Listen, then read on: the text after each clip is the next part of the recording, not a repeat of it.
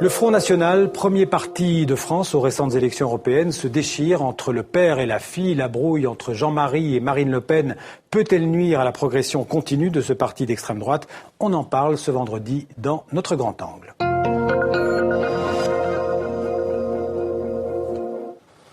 Alors rien ne va plus entre Marine Le Pen et son père, Jean-Marie, le fondateur et président d'honneur du Front National. Après la phrase de trop où Jean-Marie Le Pen parlait du chanteur d'origine juive Patrick Bruel en disant « on fera une fournée la prochaine fois », Marine Le Pen avait décidé de supprimer le blog de son père sur le site du parti. C'est le dernier épisode dans la dégradation de leur relation. En fait, depuis que Marine Le Pen prétend faire du Front National un parti comme un autre, ce ne serait plus un parti d'extrême droite, mais un parti national patriote. Deux visages, deux visions qui ont longtemps cohabité, avec d'un côté d'abord le père et ses diatribes sanctionnées par la justice. Et je ne dis pas que les chambres à gaz n'ont pas existé, mais je crois que c'est un point de détail de l'histoire de la Deuxième Guerre mondiale. De l'autre côté, la fille, à mots choisis. Le Front National, contrairement à ce qui leur a été dit, n'est ni antisémite, ni raciste, ni xénophobe. Deux visions qui virent aujourd'hui à l'Oedipe politique, tournant freudien pour le Front National, décidé, semble-t-il, à tuer le père, au sens où l'entend la psychanalyse. Un père omniprésent qui, bien que retiré des affaires, a toujours refusé de rester dans l'ombre, prêt pour cela à user de tous les moyens, à commencer par les moyens modernes, comme ce journal de bord, publié chaque semaine sur le site du parti. Simulacre d'interview sur l'actualité de la semaine, une vitrine pour le fondateur du Front National, sans guère d'audience à vrai dire, jusqu'à son dérapage de vendredi. M. Noah a dit qu'il s'était engagé à ne plus chanter en France si le Front National arrivait en tête de l'élection. Cochon qui s'en dédie. Et M. Bruel aussi. Ah oui, ça ne m'étonne pas. Oui, voilà. Écoutez, on fera une fournée la prochaine fois. Jean-Marie Le Pen renouant ainsi avec un champ lexical qu'il connaît bien, celui de la provocation, des sorties qui lui valurent en leur temps plusieurs condamnations judiciaires, mais jamais avec autant de virulence la condamnation de ses pairs. De sa fille, la première, qui parle sans détour de faute politique. Condamnation également du vice-président du FN et compagnon de Marine Le Pen, Louis Alliot, qualifiant la phrase de stupide politiquement. Ou Gilbert Collard encore, sans concession. Le roi d'Espagne a pris sa retraite et Jean-Marie ferait peut-être bien de se poser la question. Des appels au départ venus de l'intérieur contre un dérapage qui paradoxalement tombe à point nommé pour le parti. L'occasion médiatique de clamer haut et fort sa rupture avec le passé pour se forger sur la scène politique une nouvelle respectabilité. Alors avec nous pour évoquer cette brouille à la tête du Front National, aussi sur la ligne politique du parti, sur sa progression constante du Front National donc dans l'électorat français, deux invités. Mehdi Ouraoui, bonsoir. Bonsoir. Mehdi Ouraoui, vous êtes membre du Conseil national du Parti socialiste français. Vous venez de publier aux éditions Michalon Marine Le Pen, je crois qu'on va voir votre livre Marine Le Pen, notre faute, un essai sur le délitement républicain. On va en parler bien sûr dans quelques instants. Et puis en face de vous, Henri Delair-Snyder, bonsoir. Bonsoir. Alors vous êtes politologue, vous venez de l'Université de Liège en Belgique. Merci d'avoir fait le déplacement cet après-midi. Vous êtes l'auteur de Démocratie en péril, l'Europe face aux dérives du national-populisme aux éditions de la Renaissance du livre. Alors ma première question sera pour vous, Henri Delair-Snyder. Le Front National, est-ce que c'est un parti national-populiste comme vous le décrivez dans votre livre ? Et c'est le prototype même du Parti national populiste. Depuis sa création, Jean-Marie Le Pen ne s'est jamais caché d'être populiste, avec un appel direct au peuple, un peuple totalement mythique et monolithique. Et national pour la priorité aux nationaux français. Et alors, avec une forte dose de nationalisme, autrement dit, la France aux Français, etc. En fait, avec ces dernières déclarations, il rappelle les fondamentaux du parti et il fait quelque part un appel à cette vieille France pétainiste, signifiant « je ne vous ai pas oublié ». Et il ne faudrait pas que cette part fondamentale de ce qui fut le parti, le premier parti Front National, il ne faudrait pas qu'on oublie cela. Et quelque part, il règle un peu ses comptes avec sa fille. Comment vous interprétez justement ces comptes, cette brouille entre le père et la fille ? Pour vous, il y a une vraie différence idéologique entre la fille et le père ? Je crois que Marine a dédiabolisé, a essayé de dédiaboliser. Mais est-ce que c'est uniquement dans le discours ? Je crois que c'est quand même beaucoup dans le discours et la présentation, mais le fait même qu'elle ait dit que Fournet c'était une faute politique, c'est assez surprenant et inquiétant. C'est une faute éthique, une faute morale, comme si c'était uniquement un dérapage de la stratégie verbale. C'est pire que cela. Pour vous, Mehdi Ouraoui, il y a une différence idéologique entre le père et Marine Le Pen, entre Jean-Marie et Marine Le Pen? Non, il y a une différence de packaging. C'est un peu comme ces entreprises qui ont commis des fautes pendant de nombreuses années, qui ont une image très dégradée auprès de la population, et qui subitement changent de marque pour essayer de refaire un peu la façade.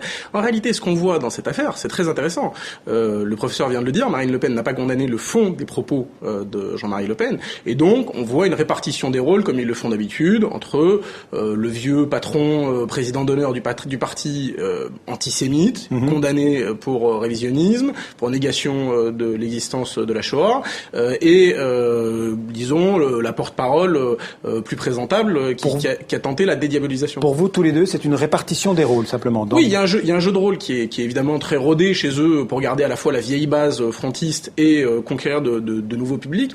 Ce qui est très inquiétant néanmoins, c'est que dans cette affaire, on s'est concentré encore une fois sur ce qui se passe au Front National. Et toute la classe politique aujourd'hui tourne autour de ce qui se passe au Front National, qui au fond est une crise de croissance. Qui fait le centre de la vie politique. C'est une crise de croissance la vie politique qui montre que le Front National est devenu le parti important, malheureusement, qu'on craignait, et une crise de croissance qui est très comparable d'ailleurs à ce qui s'était passé avec Bruno Maigret à l'époque, après les grosses victoires et la première dédiabolisation qu'avait voulu Bruno Maigret, et donc on voit une crise de croissance qui montre malheureusement que le Front National est désormais un parti qui compte. Pour être complet sur le Front National, ce matin, Jean-Marie Le Pen a adressé une lettre à sa fille, une lettre où il demande justice et le retour de son blog sur le site du parti. Alors il cite même pas le prénom de sa fille, il dit vous estimez, en parlant à Marine Le Pen, fondé à sanctionner le fondateur et président d'honneur du Front National, député européen depuis 30 ans. Donc il la joue un peu vexée.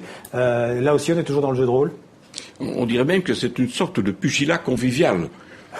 Parce que je ne sais pas très bien ce qui se passe au sein de cette famille, parce que c'est une famille, mais un parti très familial, sans le côté aimable, mais de l'expression familiale. Mais je trouve tout de même que il y a quelque chose là-bas. Peut-être que le père est toujours en train de garder les cordons, les cordons de la bourse, et il lui est très très difficile de quitter la scène politique. Il était déjà le plus jeune député de France du temps de Poujade, au milieu des années 50. C'est vous dire. Mais vous vous rendez compte par ailleurs que le Front National, qui était un parti anecdotique il y a 30 ans, et désormais, on est réunis ce soir pour parler. En même temps, donc le Front National est à 25% aux élections européennes, et vous dites, dans un livre qui vient de sortir aux éditions Michelon, je disais, Marine Le Pen, notre faute. Donc vous vous attribuez cette faute à qui? Au Parti Socialiste, à l'UMP essentiellement? Oui, mais je crois qu'il faut... Alors l'UMP, il faut rappeler que c'est le parti de droite républicaine en France. Mais je crois qu'il faut être extrêmement lucide. Ce qui est très inquiétant dans les débats qu'on a eu les derniers jours, c'est qu'il n'y a eu aucune réflexion de fond sur le tremblement de terre monumental, le second en une dizaine d'années, parce que moi je fais partie de ces gens qui avaient une vingtaine d'années au moment du 21 avril. Le 25 mai 2014 donc, il faut rappeler le 21 avril 2002. Été passé à 21 avril 2002, évidemment. C'est l'arrivée de Jean-Marie Le Pen au deuxième tour de la présidentielle et l'exclusion du candidat socialiste Lionel Jospin. Et il est extrêmement inquiétant que personne dans la classe politique ne veuille mener cette réflexion de fond sur quelle est notre responsabilité collective après ce qui vient encore de se passer, c'est-à-dire le Front National en tête des élections européennes. Et après un tremblement de terre comme celui qu'on vient de voir, on a l'impression que le temps médiatique étant ce qu'il est, mais enfin surtout l'omerta politique étant ce qu'elle est, on essaye de ne pas tirer les leçons de ce scrutin qui sont des leçons extrêmement préoccupantes sur la société française. Vous êtes d'accord avec cette analyse? L'UMP, le parti de droite et le Parti Socialiste sont tous les deux responsables? Tout à fait. Les travailleurs se sentent abandonnés. Il y avait un gaullisme social. L'UMP, à ma connaissance, a abandonné cette tradition.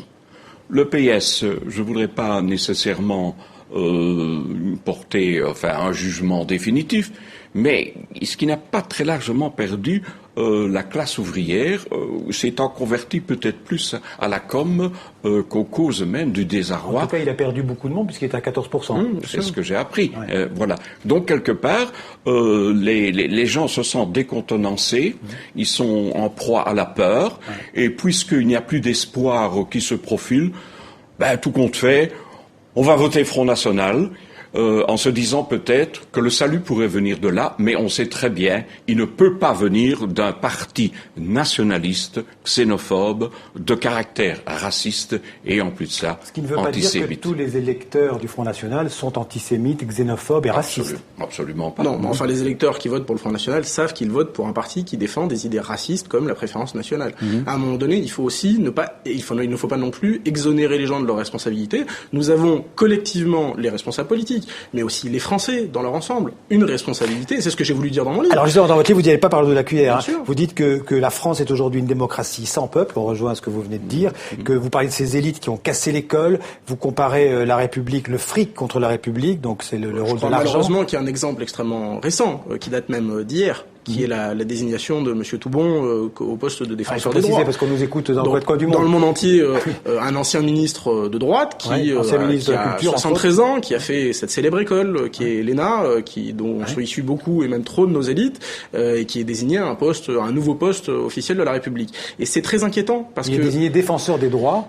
Alors qu'en fait, il a voté contre l'abolition de la peine de mort, par exemple. Alors qu'il a voté contre la dépénalisation de l'homosexualité, alors qu'il a voté même contre la création d'un délit de révisionnisme. Et on voit bien que cette désignation de M. Toubon, qu'est-ce que ça veut dire ? C'est ce que Marine Le Pen appelle l'UMPS, c'est-à-dire cette connivence entre aussi, les élites. Vous les mettez, pas pour les mêmes raisons, mais vous les... Mais malheureusement, ce n'est pas à nous, responsables politiques et acteurs politiques, de donner du crédit à ce que raconte Vous devez vous sentir très mal aujourd'hui dans le Parti Socialiste Français. Non, pas du tout, parce que je crois que le Parti Socialiste, c'est le parti de la rupture. On est aujourd'hui le jour anniversaire du fameux discours de François Mitterrand à Épinay, où il prônait la rupture avec l'ordre établi. Eh bien, moi, je me suis engagé au Parti Socialiste pour la rupture avec l'ordre établi, et je ne crois pas que ce soit la nomination de M. Toubon qui soit cette rupture. D'une manière générale, en Europe, la mondialisation et l'Union européenne ont servi de bouc émissaire à la progression des partis populistes, nationaux populistes. Un proverbe qui me revient à l'esprit. Quand la chèvre a du lait, elle n'a pas besoin de bouc émissaire. À partir du moment où une certaine croissance peut se rétablir, on peut imaginer que ces choses s'apaiseront. Mais il faut quand même faire une distinction essentielle.